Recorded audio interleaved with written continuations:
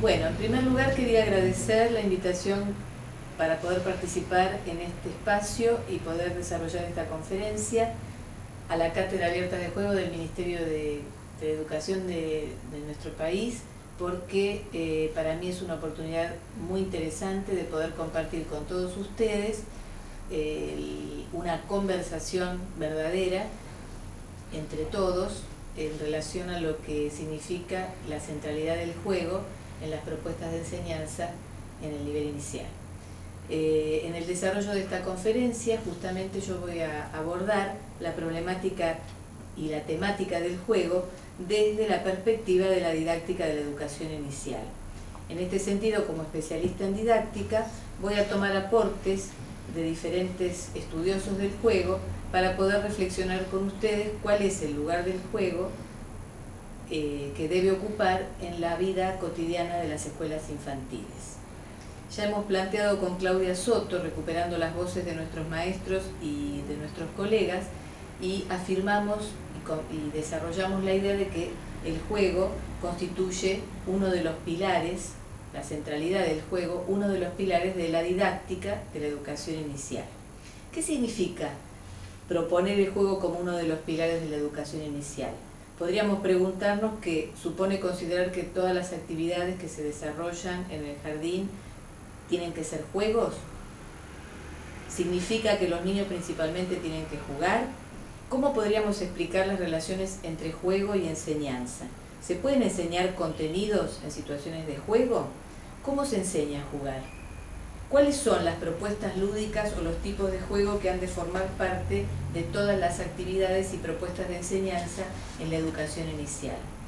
Para poder desarrollar y poder construir algunas respuestas a estas preguntas, vamos a comenzar primero planteando una afirmación que elegí especialmente para poder reflexionar en conjunto acerca de qué entendemos por juego. Y la afirmación que elegí, que es del autor Coffey, que está tomada del texto de Hilda Cañeque de Juego y Vida del año 1991, un texto viejo pero muy interesante, dice: todo es juego y nada es juego. Esta afirmación aparentemente contradictoria la elegí porque en realidad expresa en muy pocas palabras uno de los rasgos principales de la actividad lúdica, que es la automotivación. ¿Esto qué quiere decir? Que quien decide jugar siempre es el jugador, y que cualquier situación puede convertirse en una situación lúdica si el jugador así lo decide. De esta manera, muchas de las propuestas que nosotros presentamos a los niños, que desde la intencionalidad son juegos, puede suceder que los niños decidan no entrar al campo lúdico, del mismo modo que otras actividades que aparentemente podrían considerarse no juegos, el niño tiene siempre la posibilidad de convertirla en un juego, porque eso depende de su intencionalidad. Pensemos, por ejemplo, en los niños lavándose las manos, y es una actividad que diríamos que no es juego. Sin embargo, si el niño, mientras juega a lavarse las manos, está atrapando duendes que se encuentran en el agua, esa actividad de lavarse las manos, él la convirtió en un juego. Es decir, por eso decimos todo es juego y nada es juego, porque en realidad quien en última instancia decide si una situación es lúdica o no es la intencionalidad del jugador.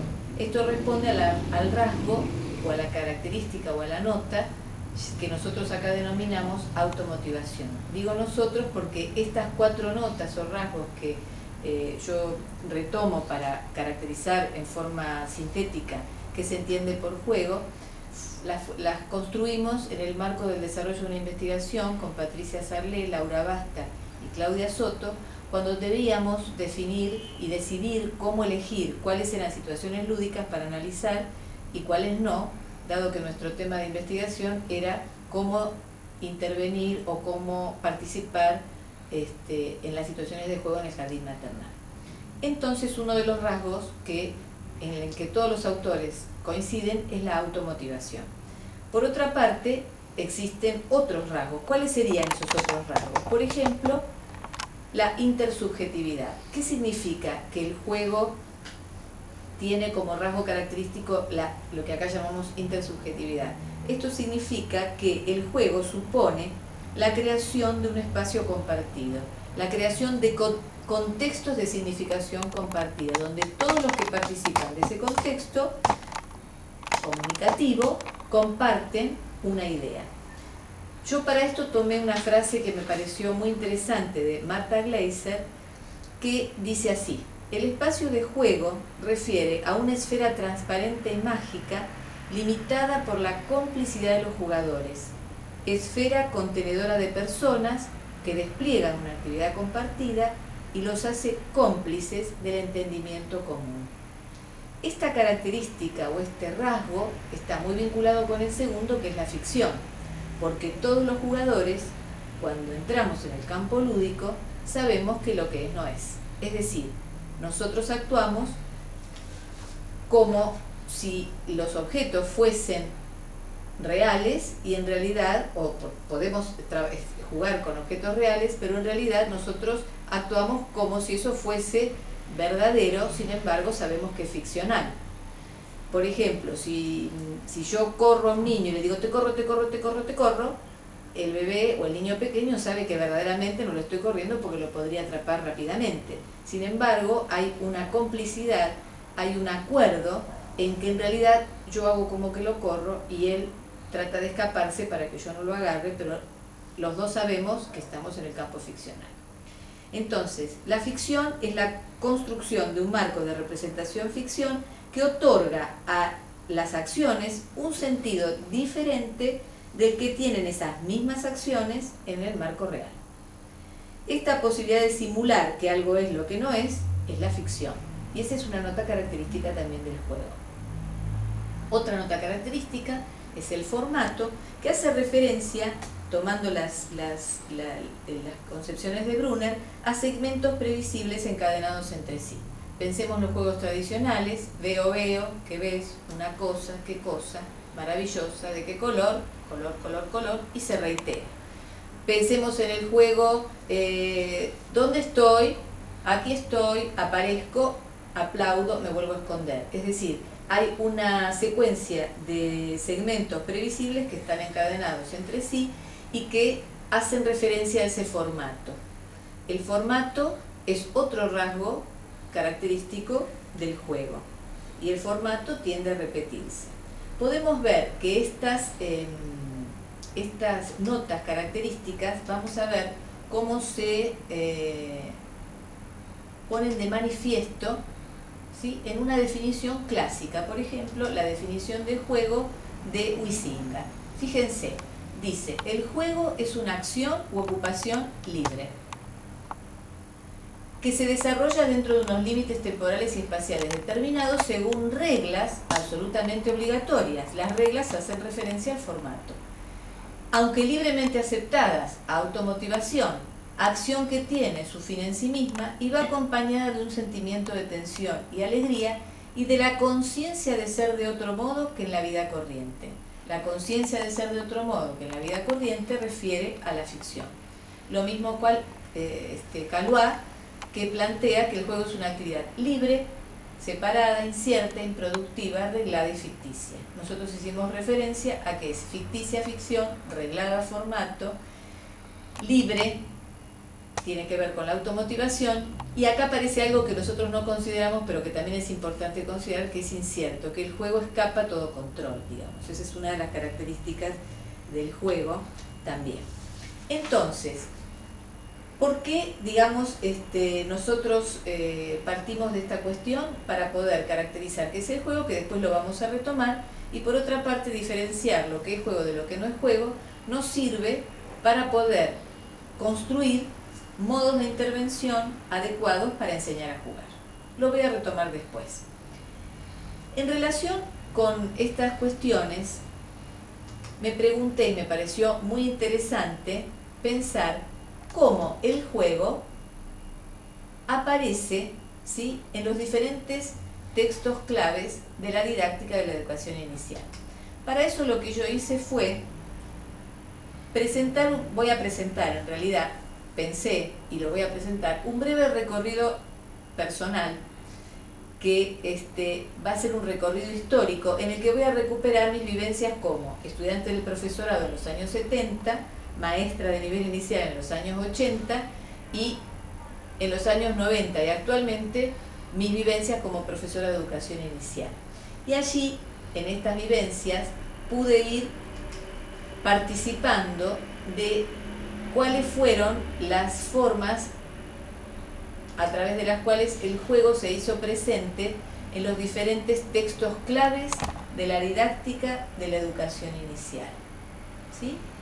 Entonces vamos a hacer un poco de historia de cómo el juego aparece en los textos claves de la didáctica de la educación inicial de autores argentinos.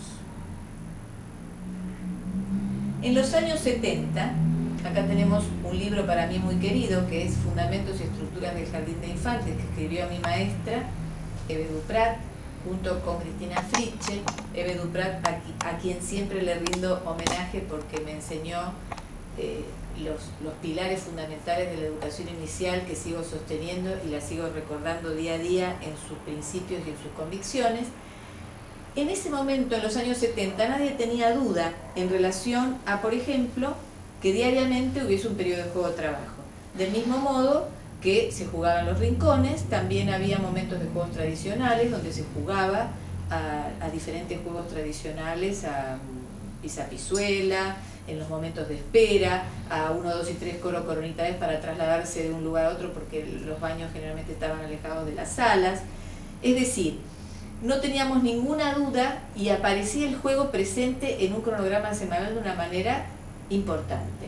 Juegos motores en las clases de educación física, juegos tradicionales, aparecían juegos musicales, el juego-trabajo era una actividad cotidiana que no se cuestionaba.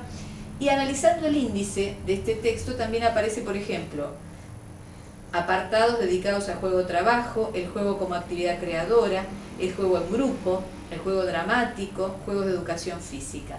Lo mismo ocurre en el texto de Lidia Bosch y Menegasso y Gali, que en el año también 69 reúnen los principios de la didáctica de la educación inicial de esos momentos en el libro del Jardín de Infantes de hoy, donde se confirman estas mismas afirmaciones que yo estuve explicando. Luego voy a retomar algo que Lidia Bosch dice en el año 69 porque realmente es muy claro y de una vigencia interesantísima. En los años 80, a partir de un artículo que escribe Hilda Cañeque, que critica la propuesta y la metodología del juego-trabajo, aparece y se plantea una polémica entre el jugar por jugar y el jugar para. Hilda Cañeque lo que hace es, en un texto que se llama Juego y Vida, ella lo que hace es criticar el juego-trabajo por ser una propuesta caracterizada por una importante direccionalidad externa en la forma de proponer las distintas alternativas en cada uno de los rincones. Entonces, si hay direccionalidad externa, no hay juego, porque el juego es libre, incierto, automotivado, etc., como vimos en la definición anterior.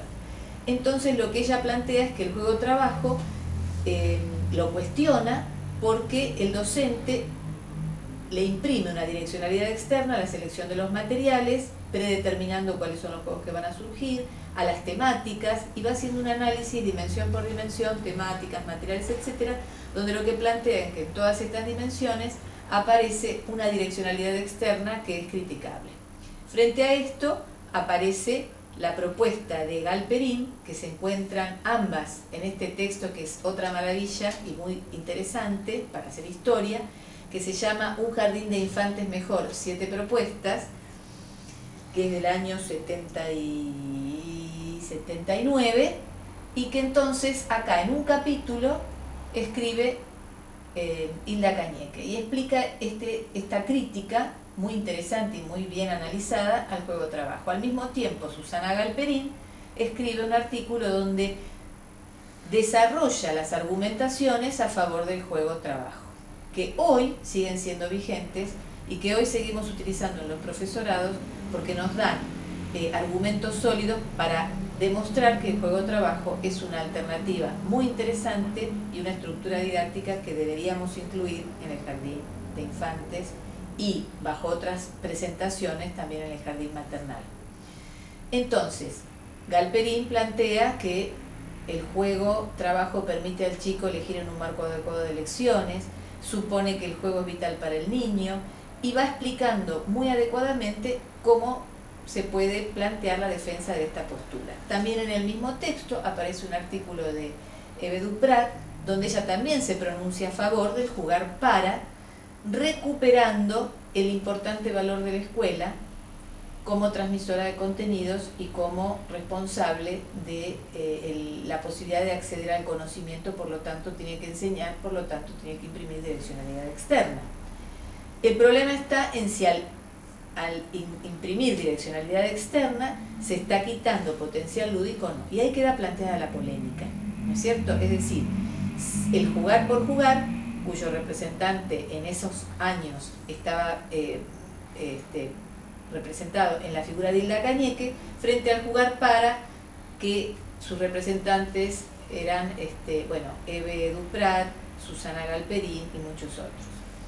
Planteada esta polémica, que hoy en muchos casos todavía sigue estando, y mucho de lo que yo les estoy explicando en realidad historizo, pero muchas prácticas actuales conviven y refieren o remiten a estos planteos, ¿no es cierto? Resulta que en los años 90 tuve el privilegio de ser invitada por Elvira Rodríguez de Pastorino a trabajar en el Ministerio en un proyecto muy querido que se llamaba Proyecto de Transformación de la Formación Docente, PTFD, y allí pude trabajar en conjunto con Elvira Rodríguez de Pastorino, Rosa Windler, Ruth Harf, Irma Montoto, Alicia Spinelli, colegas con muchísima más experiencia que yo, que discutían esta cuestión acerca del jugar por jugar y el jugar para, junto con Patricia Sarlé, y yo también pertenecía a ese grupo. Participamos y debatimos bastante esta cuestión, de manera que se construye en ese momento, año 1994, una conceptualización potente y superadora de la polémica anterior, y se construye el concepto, la conceptualización de juego en el contexto escolar. Este es el documento donde, en primer término, se plantea esta posición. Y luego en el texto de nivel inicial, Aporte para una didáctica, que lo escribimos el mismo grupo, en el capítulo 7 se hace una síntesis de esta conceptualización de juego en el contexto escolar. ¿Qué significa que esta perspectiva es superadora a las anteriores? Que yo puedo presentar propuestas lúdicas, diferenciándolas del juego del niño. La propuesta lúdica es la propuesta de juego del docente, con una intencionalidad didáctica, es decir, voy a imprimir una direccionalidad externa, y que esto de ninguna manera pone en cuestión el potencial lúdico que puede tener el juego. ¿Por qué? Porque siempre el juego en el contexto escolar adquiere rasgos particulares que lo definen ese contexto, a diferencia de cómo se desarrolla el juego en el hogar, en la vereda. También, en el texto de Eve Duprat, Pedagogía del Nivel Inicial, Ani Malajovic y Eve Duprat se pronuncian a favor del juego-trabajo en este texto, que lo van defendiendo, que es en el año también, un texto del año 1987, fines de los 90. Otro texto muy interesante es el de Didáctica del Nivel Inicial de Denies, donde dedica todo un capítulo al juego y analiza las relaciones entre juego y enseñanza desde la perspectiva de jugar y trabajar, en el caso de ella, pero en todos los casos está a favor de que juego y enseñanza, tienen la posibilidad de articularse, de armar un matrimonio posible, ¿no es cierto? Porque se puede jugar y enseñar. Podríamos decir que la polémica está planteada en el jugar por jugar, yo diría, ¿se juega o se enseña? En el jugar para, el juego es un medio para enseñar. Y en el jugar en el contexto escolar, yo podría afirmar jugar y enseñar. No es jugar o enseñar, es jugar y enseñar. También Ani Malajovic ha trabajado sobre este tema, y en este caso el libro de Eve Duprat y Lidia Bosch, del año 95, que ellas, nuestras maestras, siempre siguieron defendiendo el nivel, también en este texto se pronuncian a favor de la relación entre juego y contenido de enseñanza. ¿Qué pasa en los mismos años 90? En simultáneo con el texto del PTFD y en simultáneo con esta construcción, de esta conceptualización potente, aparece la elaboración de los CBC, que plantean un quiebre en lo que tiene que ver con el lugar del juego en las salas. A partir de la Ley Federal del año 93 se elaboran los CBC y los CBC llegan a las escuelas de todo el país sin un acompañamiento que explicite que esos son los contenidos y que no hacen referencia a muchas otras cosas, pero esto produjo una suerte de categorización de los contenidos en áreas disciplinares que llevaron a una suerte de primarización del nivel. Esto hizo que el juego se quedara corrido de su escenario principal y tomara primer plano actividades de matemática, actividades sociales, actividades de naturales, actividades muy organizadas alrededor de las áreas disciplinares. Entonces, ¿qué pasó? Frente a esto, hubo un periodo donde el juego quedaba un poco, digamos, como al costado, y aparecen planteos que, si bien la fecha por ahí no coincide, igualmente me interesa mucho el título del libro, porque hay como una demanda de los especialistas en el nivel inicial, de los docentes, de que tenemos que volver a recuperar el lugar del juego. Entonces, por ejemplo, este texto de Jorge Ulloa se llama Volver a jugar en el jardín, ¿sí? O, por ejemplo, en los años 2000, en el texto de recorridos didácticos en la educación inicial, Ani Malajovic escribe un texto muy interesante donde hace un recorrido histórico y vuelve a hablar del juego. Y dice, hay actividades que son juegos, hay actividades que no son juegos, y hay actividades que son actividades con componentes lúdicos. Y ambas, las tres, son interesantes para trabajar en el jardín. Eso quiere decir comprender el juego como central en la educación inicial. No que todas las actividades deben ser juegos, ni ludificar todas las actividades, que eso sí es criticable. Es decir, una actividad que no es un juego, yo no puedo transformarla en un pseudo juego, ¿sí? O lo que, como dice Cecilia Parra, una nominación que es bien interesante, que es en una actividad ludiforme, para que los chicos se entusiasmen, ¿sí? Cuando en realidad después no es juego. Bueno, vamos a jugar a que nos contamos. ¿Y cuántos somos? Eso no es un juego, es una actividad para saber cuántos somos, muy interesante. Podemos utilizar diferentes estrategias para contarnos, para poder informar a la cocina cuántos alfajores necesitamos. Y eso es una muy buena actividad de conteo, pero en realidad, porque tiene un sentido y está contextualizada en una situación cotidiana, pero en realidad no es un juego. Entonces lo que tenemos que evitar es esa confusión. Y sí entender que hay diferentes tipos de actividades, todas interesantes, entre las que se incluyen las actividades lúdicas. También Patricia Sarlé, en el 2001, luego de su investigación, Patricia Sarlé, posicionada en esta perspectiva del juego y la enseñanza, ¿sí? Del juego en el contexto escolar, realiza una serie de investigaciones muy fértiles y orientadoras para todos, donde va desarrollando diferentes aspectos del juego en el contexto escolar. Este es su primer texto. Luego también hemos trabajado con Patricia Sarlé, Laura Basta, como ya les había comentado antes. En el texto de En el Jardín Maternal también nos preocupamos por posicionar al juego en un lugar central. Patricia Sarlé continúa con sus investigaciones, escribe en estos textos Enseñar el juego y jugar la enseñanza. Enseñar en clave de juego, ¿sí? Cómo enlazar el juego y los contenidos escolares. Acá hay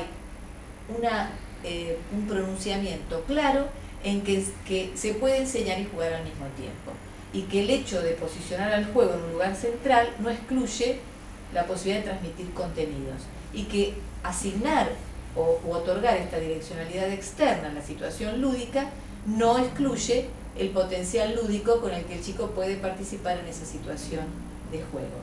De esta manera llegamos a la conclusión de que lo importante es jugar. Es decir, este título de uno de los textos últimos de Sarlé con todos sus colaboradores, que se llama Lo importante es jugar, donde hay interesantísimos artículos, vuelve a reposicionar esto de el juego es digamos, se puede jugar y enseñar contenidos, El juego puede funcionar en algunos casos como recurso, pero el juego en sí mismo tiene que ser un juego interesante para ser propuesto con los niños, y nos da bastantes argumentos a favor de plantear nuevamente este lugar del juego central. Hoy, la Ley de Educación Nacional del 2006 y los NAP, los núcleos de aprendizaje prioritarios, que estarían cumpliendo una función similar a los CBC en el sentido de que es un acuerdo nacional que nos orienta a todos los educadores del nivel inicial, ahí sí la categorización de los contenidos está planteada en núcleos que atienden una educación integral, en núcleos característicos de la educación infantil y no en áreas disciplinares. Acá aparece en forma explícita la concepción del juego como contenido de alto valor cultural para el desarrollo cognitivo, ético, estético, motor y social. Esto nos permite comprender, ¿sí?, que a través de este desarrollo, digamos, breve desarrollo histórico, acá me fui pero ya vuelvo al cuadro inicial. Acá vimos como en los 70 la centralidad del juego estaba absolutamente aceptada, indiscutida. En los 80 se plantea la polémica, jugar por jugar versus jugar para. Luego en los 90 el jugar en el contexto escolar. Hoy todos afirmamos lo importante es jugar, posicionemos el juego en el lugar central. La centralidad del juego es uno de los pilares de la didáctica de la educación inicial. Es decir, digamos, este breve recorrido histórico nos permitió o nos permite mostrar que hoy gratamente volvemos a ubicar el juego-trabajo en un lugar central. Vemos que el juego dramático es considerado una actividad de sistematización de información interesantísima para actividades y desarrollo de unidades didácticas. Los juegos de construcción se están volviendo a revalorizar en propuestas diseñadas y no como una oferta que quedaba para los momentos libres sin una orientación docente y una planificación de los materiales que se presentan. Aparecen juegos tradicionales, aparecen juegos grupales. Este recorrido nos permite a nosotros mostrar las polémicas, las antinomias y las tensiones que se hacen presentes cuando analizamos y charlamos sobre las relaciones entre juego y enseñanza. Las polémicas ya las vimos. El juego tiene que ser una oportunidad para enseñar y aprender, o en el jardín solo habilitamos espacios para el juego más libre y abierto, aunque sea en el contexto escolar. ¿Cuáles serían las antinomias? Si el juego es libre, incierto, ficticio, y la enseñanza es una actividad intencional, y podríamos decir que no son posibles de matrimoniarse, ¿sí? Sin embargo, aceptando que esta es una relación que plantea determinadas tensiones, yo puedo afirmar que existe un matrimonio posible y feliz entre el juego y la enseñanza si aceptamos estas tensiones. Por ejemplo, la intencionalidad del docente se encuentra limitada por la decisión del niño, porque habíamos dicho que quien decide si juega o no es el jugador. La intencionalidad de los niños está marcada por el contexto escolar. El niño no puede jugar toda la tarde en el patio porque el contexto escolar indica que a determinada hora tiene que volver a la sala. Entonces no puede manejarse igual que, por ejemplo, el contexto hogareño. Entonces, esa tensión está presente y hablamos de que existe un matrimonio posible entre jugar y enseñar. Y ahora nos vamos a preguntar cómo se enseña a jugar. Para eso vamos a recordar primero las notas, ¿sí? ¿Se acuerdan que vimos? Todo es juego y nada es juego. Las 4 notas, de las cuales yo voy a retomar ficción y formato. Y ahora voy a cómo se enseña a jugar, retomando y recordando estas notas. ¿Cómo se enseña a jugar? Si yo me posiciono en la nota característica del juego, que tiene que ver con la ficción, yo puedo decir que yo enseño a jugar cuando propongo la entrada al campo lúdico. Veamos un ejemplo. El docente propone la entrada al campo lúdico. ¿Cómo? Armando un escenario ficcional. ¿Cómo? incluyendo objetos culturales en contextos ficcionales. Piensen en el escenario de el rincón de dramatizaciones, el hogar, el supermercado, el consultorio del doctor, el colectivo. También yo puedo proponer la entrada al campo lúdico prestando conciencia de que lo que es no es. La realidad a través de tonos de voz, miradas. Bueno, ahora se hizo de noche y nos vamos todos a viajar en avión al mundo de las princesas. Y estamos todos en el mundo de las princesas, ¿sí? Y yo puedo, a partir de, a veces, gestos, tonos o invitaciones directas. Si yo me posiciono en la otra nota característica, ¿sí?, del juego, puedo decir, tiene que ver con el formato, ¿cómo enseño a jugar? Promoviendo la realización de un formato. En un caballito gris, un nene se fue a París. El caballito se durmió y el nene se cayó. ¡Oh! Presento el formato. Lo digo, lo repito. Entonces, propongo una secuencia de acciones propias de los formatos lúdicos y la repito. Pero también tengo otra forma de trabajar enseñando a jugar, centrándome en el formato, y es estar atento y puedo observar a los niños y puedo recuperar algunas de las evocaciones que los niños hacen, y a partir a lo mejor de algún gesto, por ejemplo, los chicos se tapan, los más chiquititos, se tapan la cara y yo digo, ¿dónde está Pepito, Pedrito? Porque estoy evocando el juego de aparecer y desaparecer. Entonces, el formato se puede presentar y repetir, o bien se puede tomar la iniciativa del niño y a partir de la iniciativa del niño yo completo ese formato que después se vuelve recursivo, como lo es característico del juego. Entonces, una de las formas de enseñar a jugar, basada, teniendo en cuenta las notas características o rasgos, son dos. O el docente propone la entrada al campo lúdico, o bien el docente promueve la realización de un formato. Así yo enseño a jugar. Pero estuve pensando también que hay otra manera de construir esos modos de intervención docente en las situaciones de juego, y se vincula con los saberes o los contenidos que se encuentran comprometidos en los diferentes juegos. Pensemos, por ejemplo, en el juego dramático, ¿sí? Entonces, una intervención adecuada es: los niños están jugando en un supermercado, uno de los niños se lleva los productos que compró y la cajera se enoja, una situación conocida, la cajera se enoja porque la niña no quiere pagar. Entonces se empiezan a pelear los nenes. La maestra, ¿cómo interviene? ¿Pero cómo? ¿Vos te vas a llevar las cosas sin pagar? Sí, porque yo no le quiero dar la plata, puede decir la otra nena. No, pero en el supermercado las cosas no se pueden llevar si vos no pagás. Entonces elegí, fíjate cuáles vas a pagar. Bueno, le doy una plata. Quiere decir que ahí, entrando en el campo lúdico, la maestra transmite normas o pautas o modos sociales de actuar. Ahí está enseñando aspectos del ambiente social. ¿Y cómo los está enseñando? Transmitiéndolos, como se enseñan los aspectos del área social, digamos, del ambiente social. Tomemos otro ejemplo. Los chicos están haciendo juegos de construcción, que ahora vamos a ver más en detalle. Entonces, por ejemplo, los chicos están tratando de armar una pendiente para que el auto vaya más veloz.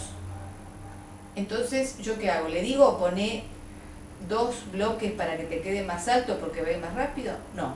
¿Cómo harías un camino para que el auto llegue más rápido al garaje? O sea, que así como yo enseño y tomo en cuenta los principios de la enseñanza de Constance Camille para enseñar el conocimiento físico, en este contexto de juego, un juego donde para jugar se ponen y se comprometen contenidos vinculados con el área de ciencias naturales, el área de la física, yo apelo a las formas de enseñar el conocimiento físico y estas me sirven para enriquecer el desarrollo de ese juego.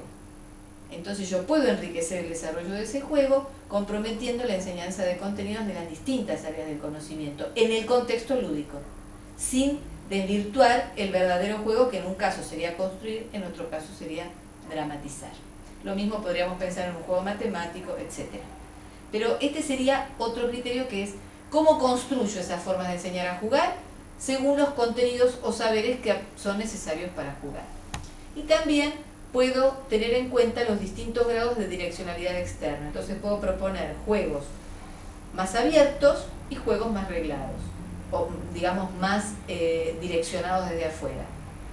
Puedo proponer que el niño haga piense cuántas cosas podría hacer con estos bloques que le estoy presentando, o bien yo le podría decir cómo harías para construir un garage, o bien le podría decir, tenés que armar un garage con estos cuatro bloques de manera que tenga una puerta para entrar y otra para salir. O sea, yo puedo ir imprimiendo grados de direccionalidad externa diferentes por ejemplo, en un juego de construcción. Aquí estaríamos viendo entonces cómo enseñamos a jugar. Pero ahora me interesa también tomar cuáles son los juegos que deberían estar formando parte o estar incluidos, ¿sí?, en la propuesta semanal y cotidiana del jardín de infantes y del nivel inicial en general. Bueno, podemos categorizarlos de muchas formas, ¿sí? Yo elegí una forma de categorizarlos con un criterio absolutamente práctico y de algún modo lo que traté de incluir en esta categorización son todos los juegos que quiero que formen parte de un cronograma semanal. Por ejemplo, juego dramático, juegos grupales, en los que incluyo todos los juegos, que es arbitrario, es una categorización arbitraria pero ordenadora nada más. Yo incluyo allí todos los juegos que comprometen contenidos o aspectos de las diferentes áreas del conocimiento, por ejemplo, juegos motores, juegos con palabras, juegos literarios, juegos matemáticos, juegos de conocimiento físico, etc. Luego los juegos tradicionales. ¿Por qué juegos tradicionales? Porque en realidad lo planteo como categoría separada porque los revalorizo especialmente. Porque muchos juegos tradicionales podrían formar parte de la categoría juegos grupales. Luego juegos de construcción, que me parecen fundamentales, muy vinculados y emparentados con los juegos de conocimiento físico, y el juego trabajo, que sería como la figura principal dentro de las estructuras didácticas para enseñar a jugar, y como organizador porque tiene varios aspectos muy reconocidos como muy positivos y muy adecuados que responden a las características de los niños de educación inicial. Entonces voy a hacer una breve referencia a algunos de estos juegos. Voy a empezar por el juego dramático y para esto me voy a remitir a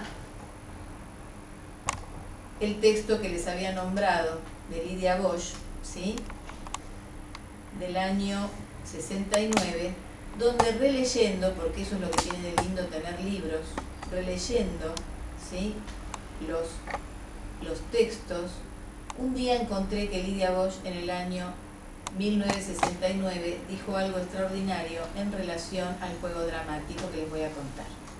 Ella, se me escapó de vuelta, ella dijo que había una diferenciación entre juego dramático y dramatización creadora. Caracterizaba el juego dramático como aquel juego que el niño realizaba en forma espontánea, por ejemplo en el rincón de dramatizaciones o en el patio, ¿sí?, y llamaba a ella dramatización creadora a la propuesta de juego dramático orientada y dirigida por la docente, que podía ser sobre temáticas de la vida cotidiana, jugamos al barrio, jugamos a la casa, jugamos a la verdulería, o bien ella también planteaba dramatizaciones de poesías y cuentos. Primera diferenciación interesantísima, inclusiva. Acá ya no discuto si tengo que proponer un juego dramático libre o dirigido, cuál es el rol del docente. Ambas propuestas son enriquecedoras y ambas pueden tener un espacio en el cronograma semanal de una sala.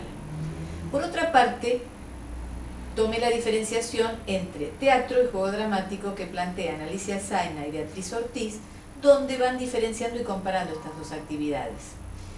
Y si bien tienen puntos en común, porque en ambas aparece una temática o argumento, en ambas hay un escenario, una escenografía, una diferencia es que en una hay espectadores y en otra no, Pero la diferencia más importante es que el teatro tiene básicamente un guión escrito por un autor y lo que se realiza en la interpretación teatral es la interpretación de ese texto anticipado. Excluyendo el teatro como alternativa a trabajar en el jardín y poniéndolo en el extremo de del mayor grado de direccionalidad externa a lo que serían actividades, propuestas dramáticas, de juego dramático, podemos reconocer diferentes propuestas donde yo podría encontrar juego dramático libre, juego dramático sobre una temática definida o fantástica, ¿sí? Podría tener dramatización de cuentos y poesías y podría tener, ¿sí? Miren, porque esto no es tan sencillo, y podría tener la representación teatral que la considero excluida de las propuestas adecuadas para el nivel inicial. ¿En qué aspectos yo puedo comparar estas diferentes propuestas que comprometen al juego dramático pero que tienen distinto grado de direccionalidad externa? Puedo esto definirlo en función de la temática del argumento o el guión, que puede ser absolutamente libre cuando los chicos juegan en el rincón de dramatizaciones o van al patio, hasta jugar, les digo, hoy vamos a jugar al supermercado, hasta vamos a dramatizar el cuento de la princesa Tsukimuki y el príncipe Kinoto Fukazuka, ¿no es cierto?, de Marielena Walsh. Entonces, la princesa Tsukimuki se escapó con el príncipe Kinoto Fukazuka, es decir, esa acción sucede y ellos van a adecuar el desarrollo de ese juego dramático respetando el guión o el texto, la trama del cuento, ¿sí? Lo mismo con la escenografía, etc. Patricia Sarlé, en su texto de juego dramático actual, recupera de una manera muy clara estas diferentes niveles o diferentes, podríamos decir, grados de direccionalidad externa, incluyendo todas las propuestas de juego dramático, y ella reconoce 4 modalidades. A una la llama el juego dramático en pequeños grupos, especialmente en el juego trabajo, que es la que tiene mayor grado de libertad, digamos mayor, es la propuesta más abierta, que los chicos deciden temática, deciden escenario, juegan a lo que ellos deciden. Eso sucede en el rincón de dramatizaciones o en el parque. El juego con escenarios y juguetes, característico de jugar con muñecos, que puede darse también en forma espontánea en los juegos libres en el patio o bien en el rincón de construcciones. Luego propone el juego dramático como dispositivo grupal que crea un escenario social para el desempeño de diferentes roles. Jugamos al supermercado, jugamos a dramatizar el consultorio del doctor, jugamos a dramatizar la verdulería, etc.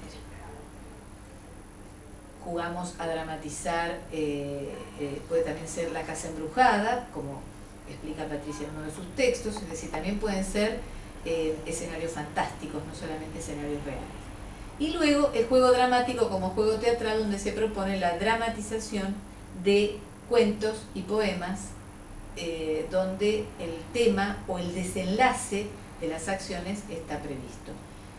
De paso, aprovecho para comentar que, por ejemplo, las dramatizaciones con guiones anticipados, que a veces se utilizan en efemérides, no son adecuadas. ¿Por qué? Los chicos tienen que repetir un guión escrito por otro, y eso no es, digamos, lo más propio de las formas que deberían adquirir el desarrollo de un juego dramático en el jardín. Sí, lo que se puede hacer, que es muy rico, es que los chicos se informen sobre, por ejemplo, qué sucedía en la pulpería o qué sucedía en un patio de una casa de la época colonial, y luego nosotros podemos construir ese escenario y ellos pueden jugar los roles y improvisar los guiones en situaciones de ese tipo. Lo mismo puede pasar en juegos de pequeña escala, por ejemplo armando una maqueta, que sería un escenario con muñecos donde los chicos también pueden dramatizar estas cuestiones. Entonces, esto nos permite decir que el juego dramático es una estructura didáctica que se caracteriza por proponer, ¿sí?, el desempeño de roles. Al chico le permite interactuar en un pequeño grupo, representar diferentes roles sociales o imaginarios, elegir materiales y roles a desempeñar, sistematizar información sobre los diferentes contextos sociales, etc. ¿Qué tiene que hacer el docente? Crear el escenario, proponer diferentes temas de juego, presentar los materiales, coordinar la elección de los roles, distribuir los materiales, y podríamos enriquecerlo muchísimo más. Bueno, como estábamos diciendo, ya vamos a tomar unos pequeños comentarios en relación a los juegos tradicionales. Esta categoría yo la propongo de modo independiente, especialmente porque quiero garantizar su inclusión en el devenir cotidiano del jardín. ¿Por qué? Porque los juegos tradicionales son parte de nuestra historia, son parte de nuestra cultura, no necesitan muchos materiales, los podemos jugar con los abuelos y los padres, y tienen un valor especial porque generan unos espacios de placer y enriquecimiento compartido muy rico. Yo siempre propongo a los estudiantes y a veces a los maestros que cuando estamos trabajando este tema elaboren un listado de juegos tradicionales que ellos jugaban cuando eran pequeños. Y realmente el clima que se genera en la clase es maravilloso porque en un segundo empieza un clima de alegría, empiezan a divertirse, empiezan a jugar, empiezan a disfrutar. Porque están recuperando lo propio, estamos recuperando y valorizando nuestra cultura. ¿Cómo se enseñan los juegos tradicionales? Haciéndolos. Se transmiten haciéndolos, porque en general, los juegos tradicionales tienen un formato muy fuerte. Algunos, además del formato fuerte, participan de este campo ficcional. En un caballito gris, un nene se fue a París. El caballito se durmió y el nene se cayó. Yo no soy un caballito, el nene no es un jinete. Sin embargo, los dos actuamos como si fuéramos jinete y caballito. Y además el formato hace que se repita. Sobre el puente de Aviñón, todos bailan, sobre el puente de Aviñón, todos bailan y yo también. Bailamos en el puente de Aviñón, que es un puente ficcional. También acá incluyo los juegos de destrezas motrices, las palmaditas, hay que recuperar todos esos juegos porque ustedes los empiezan a jugar y los chicos vienen, y los chicos no se van. Jugar a Lobo está, el juego del Martín Pescador en el patio, uno lo propone y quizá dice, bueno, están los toboganes, los aparatos, seguramente los chicos no se van a convocar. Uno lo propone como oferta. En general, todos vienen a jugar a Juguemos en el Bosque cuando el lobo no está. Entonces hay que recuperarlos, estos juegos tradicionales. En relación a los juegos grupales, voy a decir muy poquito, pero es una categoría en la que reúno todos los juegos, como dije antes, que comprometen los diferentes contenidos de las diferentes áreas curriculares. Juegos con palabras, juegos literarios, juegos motores, que esto se ve mucho en educación física. Son juegos que para jugarlos tengo que saber manejar o tener determinados saberes y conocimientos. Esos son los contenidos. Entonces yo ahí estoy enseñando contenidos que le permitan a los chicos jugar mejor. No tengo que desarmar el juego tradicional, ludificarlo para enseñar un contenido que yo artificialmente impongo. Lo que tengo que hacer es analizar qué tiene que tener en cuenta el niño para jugar bien a la farolera o para jugar bien a la escoba del 6, y entonces si yo le enseño a jugar a la escoba del 6, yo sé que tiene que comparar cantidades, tiene que reunir cantidades. Entonces el chico, para jugar bien, va a comparar cantidades como en la guerra, por ejemplo, el juego de la guerra. Ahí estoy trabajando el contenido matemático, comparación de cantidades. ¿Sí? Entonces respeto el formato del juego, que en muchos casos, muchos juegos tradicionales, muchos juegos grupales son tradicionales. Y también recupero los juegos del rincón de juegos tranquilos, los ensartados, los rompecabezas, el dominó, digamos, todos esos juegos que se pueden jugar con otros o que se pueden jugar solos, que plantean desafíos motrices, que permiten un ejercicio y un juego más bien centrado en lo sensorio motriz quizá, pero que también suman a lo que son las propuestas de juego enriquecedoras en el nivel inicial. Entonces, permiten a los chicos la posibilidad de aprender contenidos vinculados con los distintos campos del conocimiento, porque son saberes que necesita tener para jugar. Y cuanto más se reitera, mejor juega.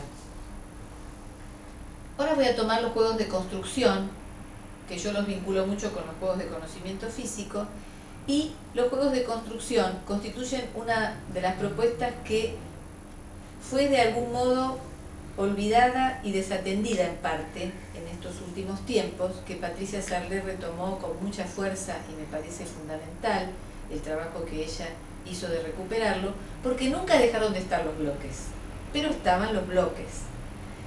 No había una planificación de enriquecimiento de materiales, por ejemplo, presentar accesorios para enriquecer las construcciones, presentar bloques diferentes para que haya construcciones con planos inclinados, con poleas, con otras cuestiones, plantear maderas para que funcionen de techados, proponer en el juego dramático elementos que se vinculen con la recreación de pequeños escenarios de las unidades didácticas. Es decir, estaba un poco, digamos, desatendido, ¿sí? Y entonces, en relación a esto, el juego de construcción permite a los niños desarrollar la creatividad, la imaginación, experimentar y construir relaciones espaciales, están muy vinculados con la física, y en este sentido yo quiero compartir con ustedes algunas experiencias que trabajamos en el profesorado y que agradezco y que hago mención que fueron trabajadas con colegas especialistas en ciencias naturales como Graciela Copa, Claudia Díaz, Alicia Di Pinto, Patricia Planté, Bárbara Peisajovich y Mirta García, que son colegas con las que estuvimos ensayando alternativas de juegos de construcción con compromisos y trabajos que tienen que ver más con aspectos del conocimiento físico, ¿sí? Entonces, yo les voy a mostrar algunas experiencias donde trabajamos la construcción de máquinas para, por ejemplo, máquinas para producir sonidos. ¿Eso quiere decir que está esperando? No. Entonces vamos de vuelta.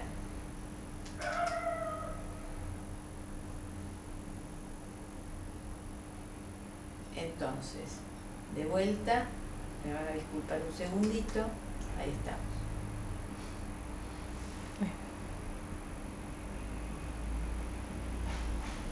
No, perdón, no cierro, minimizo,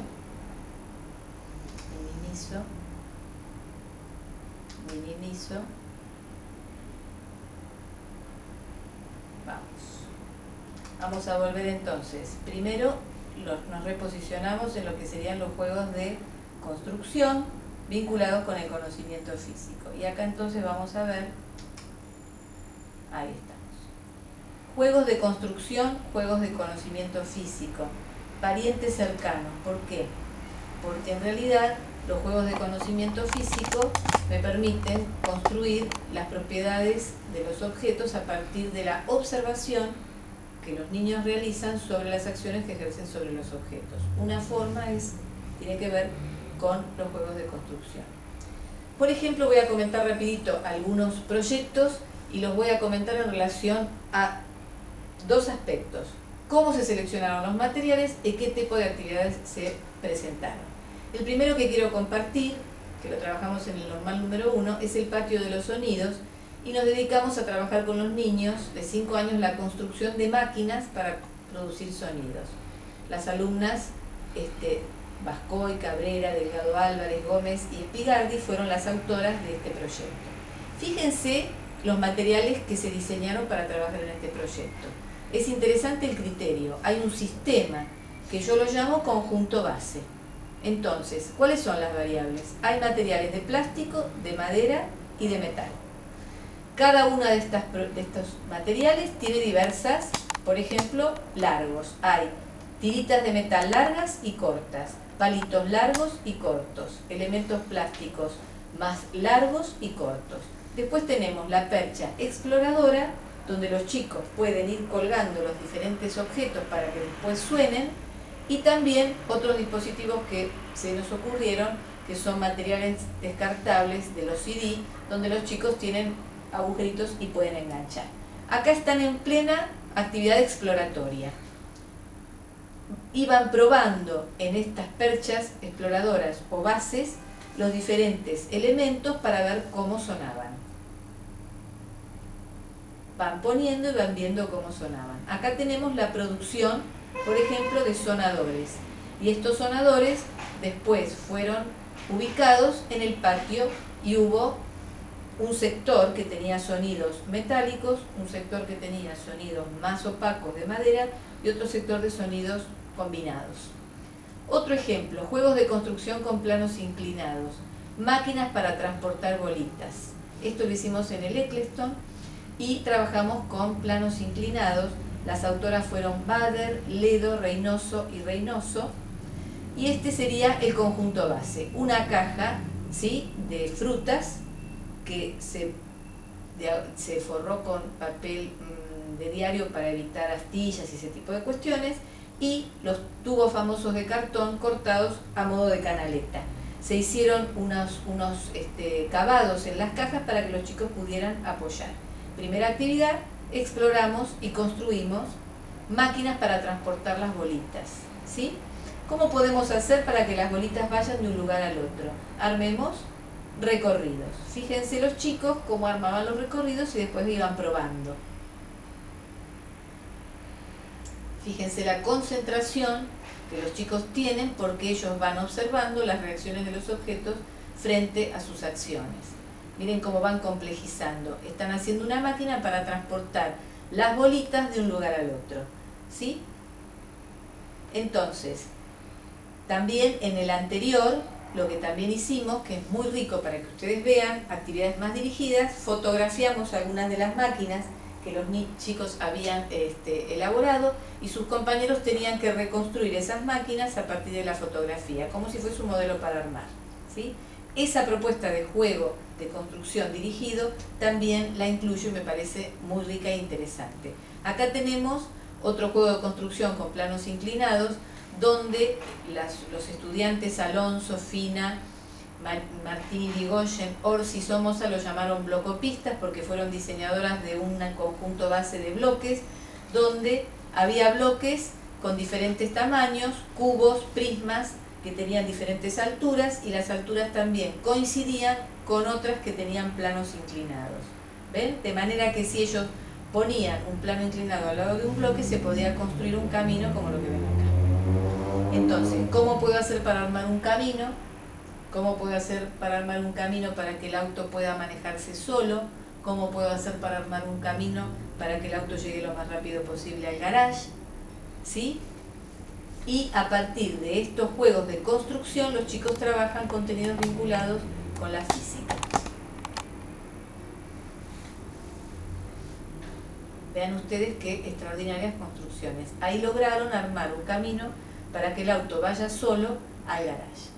Acá se repite la misma idea, tomando el otro como antecedente. Alumnas del Normal 1, Chávez, Ginés, Grande, Stefanón y Trípoles Curra, diseñaron con maderas comunes de la carpintería un conjunto base, que sigue la misma línea que la anterior, pero acá se ve más claro. Ven que hay piezas de diferentes alturas, dos largos, lo que hace pendientes que generen mayor o menor velocidad, y los chicos entonces del mismo modo fueron trabajando en la construcción de caminos para que el auto llegue al garage. Luego también se puede trabajar proponiendo diferentes tipos de autos, algunos más pesados, otros más livianos. Después se puede trabajar también, como me han enseñado las especialistas, cambiando la base, entonces también el rozamiento puede ser un contenido que se vincula. También trabajamos con poleas y los movimientos en el Rincón de Ciencias y Construcciones. Las alumnas Canilla, Morinigo, Pantuso y Salande hicieron una experiencia extraordinaria, muy interesante. Acá tenemos una caja para que los chicos exploren el funcionamiento de las poleas. Acá la actividad no es tan lúdica, es más bien una actividad exploratoria y no es tampoco el sentido entrar en la discusión si la exploración es un juego o no es juego, porque ahí los límites son bastante digamos, se entra y se sale con mucha facilidad. Pero este, por ejemplo, es una propuesta para el rincón de ciencias, donde está el dispositivo para explorar. Del mismo modo que en el rincón de ciencias puede estar el dispositivo para explorar la sonoridad en las máquinas para sonar, y luego en el rincón de construcciones yo puedo poner los bloques para que los chicos realicen construcciones.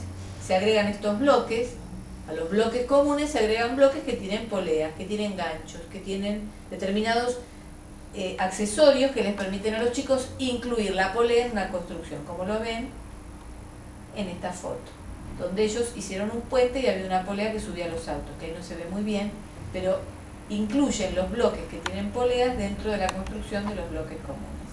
Con los más chiquitos podemos trabajar juegos de construcción con planos inclinados, pero acá está más centrada la acción en la exploración, por eso este proyecto se llama Exploramos, jugando con agua, arena y piedras. Los estudiantes Valenzuela, Amoedo, San Felice trabajaron en el Eccleston, en una sala de 2, y acá tenemos de vuelta el conjunto base. Por eso yo dije que ponía el acento en dos aspectos fundamentales, que son conjunto base, que lo tengo que, no pongo cualquier cosa, pongo tubos anchos y angostos, transparentes y opacos, largos y cortos, 2, 2 y 2. Una base para que se pueda hacer la pendiente, un objeto destinatario por ejemplo, el traslado de determinado material. Conjunto base y tipo de actividad. La actividad puede ser abierta, como dice Ben Loach, actividades abiertas, semidirigidas y dirigidas. Abierta, exploración. ¿Qué podemos hacer con esto? Como dice Camille, que toma también esta categorización. Luego, semidirigida, puedo plantear un problema específico, hasta que puedo llegar a la actividad donde el chico copia el modelo para construir la máquina que yo le indico, ¿sí? O copia el modelo del compañero que hizo una máquina, y esa actividad, o prueba determinados aspectos que yo decido. Acá tenemos el conjunto base, acá tenemos a los chicos chiquitos explorando con arena y haciendo que la arena pase por las cañerías para llegar a los, digamos, a las palanganas destinatarias, digamos, de la arena.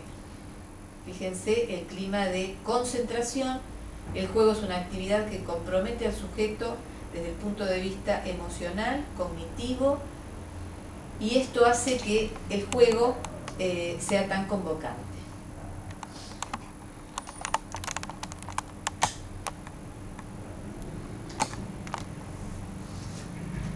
Y ahora me toca hablar de juego-trabajo, que voy a hablar poco y mucho. El juego-trabajo es una estructura didáctica que recupero profundamente y que por suerte estuvo presente en los jardines en los años 60 como presencia de la escuela nueva, y ahí fue cuando yo como estudiante aprendí la importancia y aprendí a coordinar esta actividad como una actividad maravillosa, en el sentido de que permite enseñar a elegir a los niños porque ofrezco posibilidades. Es una actividad que se estructura a partir de la lógica de la multitarea.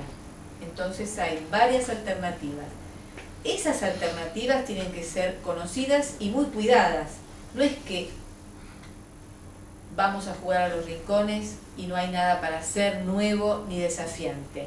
Van a estar los juegos de construcción con poleas en construcciones, va a estar la dramatización del supermercado o lo que ellos quieran agregar en el rincón de dramatizaciones, los juegos matemáticos en el rincón de juegos tranquilos, posibilidades, otros rincones. Las propuestas no son lúdicas, vamos a proponer materiales interesantes para pintar con rodillos porque ya se conocen. Entonces en el rincón de arte tengo libros para leer, no es juego, es una actividad interesante. Lo interesante es que el juego-trabajo plantea diferentes propuestas en simultáneo, donde el chico puede elegir en un marco adecuado de elecciones, como dice Galperín, que yo la sigo, digamos, nombrando porque me sigue sirviendo mucho su argumentación. En un marco adecuado de elecciones, ¿qué quiere decir? Alternativas que se puedan registrar, no tantas que el chico no pueda conocer. Alternativas conocidas. En el momento de juego-trabajo no es el momento de presentar una nueva forma de trabajar en plástica. Yo la presenté grupalmente y después esa alternativa forma parte del rincón de plástica. Entonces, un marco adecuado de elecciones, No limitar la cantidad de niños, porque si yo le doy la posibilidad de que elija, tengo que respetar su elección y reacomodar los escenarios para respetar esa elección. Y también en un marco adecuado de elecciones significa que los niños también tienen el conocimiento de lo nuevo que enriquece el rincón y de todo lo que ofrece ese rincón, que siempre está disponible. Por eso la riqueza.